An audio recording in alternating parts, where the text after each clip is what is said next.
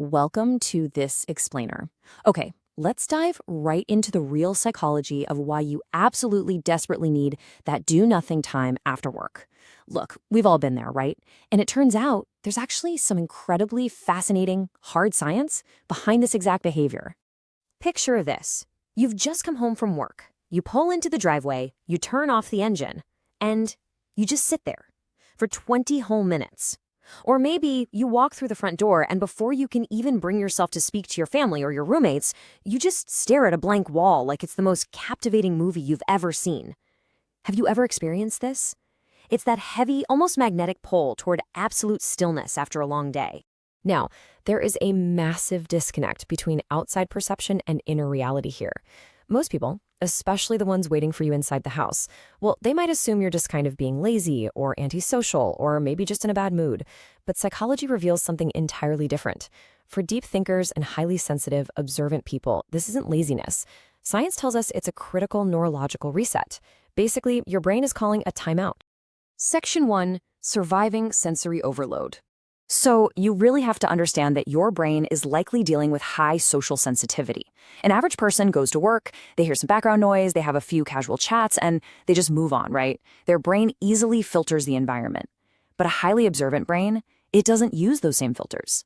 You are constantly absorbing microexpressions, subtle shifts in tone of voice, and the unspoken underlying tension in a room.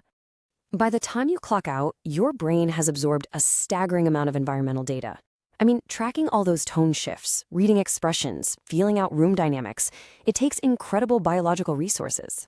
Because your mind naturally burns more energy during social contact just to process all this data, you're left feeling completely drained. That do-nothing time? It isn't a character flaw. It's literally your brain demanding a pause so it can clear out a massive data backlog. Section 2. The cost of social masking. Think about it. Throughout your day, you're constantly adjusting your behavior. First, you're trying to keep the peace. Then you're managing other people's moods so things just go smoothly. Maybe you're playing the easygoing or highly responsible person just to avoid adding pressure to a situation. And on top of the whole shebang, you're striving to meet everyone's expectations. This constant performance, especially when you're expected to just listen and stay patient, slowly but surely drains your mental energy. It's a compounding exhaustion. So the absolutely crucial takeaway here is this. When you finally get home, the absolute last thing you want to do is perform or manage someone else's feelings. Avoiding people and sitting in silence is not isolation, it's rest. To your overloaded nervous system, it simply means needing a moment where absolutely nothing is required of you.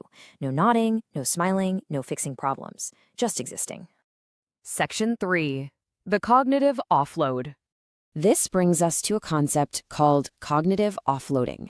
It's a vital transition period needed to clear out all that excess information. You see, your mind rarely slows down. Even when a stressful meeting wraps up, your brain automatically keeps analyzing the data, replaying what was said, how it was said, what it all really meant. To properly transition from your workday to your personal evening, your brain desperately needs a way to just dump this data. Sitting in your car or staring at that blank wall provides exactly that data dump. It's the trigger you need. It sends a powerful signal to your nervous system that it is finally safe to rest. This absolute silence systematically shifts your brainwaves from an active, high-alert survival state through a transition of feeling safe and finally into a relaxed state. It's a literal biological gear shift. And man, there are real consequences if you skip this step. Without this quiet transition, you end up carrying the cognitive load of your entire day straight into your evening, kind of like a heavy backpack that you just can't take off. That's when you find yourself snapping at your family, feeling totally overwhelmed by small tasks, and ultimately crashing into severe emotional fatigue. If you don't offload, the weight just keeps piling up. Section 4. Recharging in the quiet.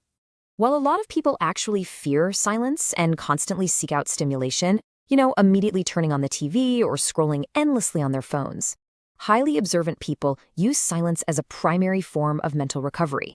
In these quiet moments, deep processing finally happens.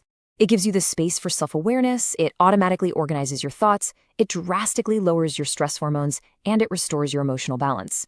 You crave solitude because you require it to recharge. So the next time someone interrupts your quiet time, keep this in mind. Constant socializing interrupts your thought flow.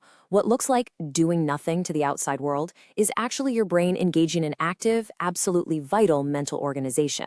You aren't wasting time at all. You are actively categorizing your day so you can actually function as a healthy human being. The next time you need to sit in a quiet room, or maybe stay in your car just a little longer after a busy day, please do not feel guilty. You aren't being lazy or cold or difficult.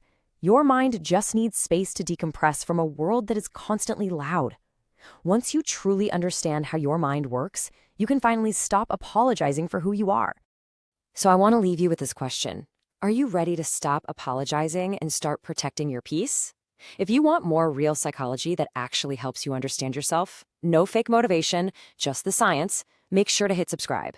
Thank you so much for joining me in this explainer, and remember to give yourself that quiet time you so thoroughly deserve today.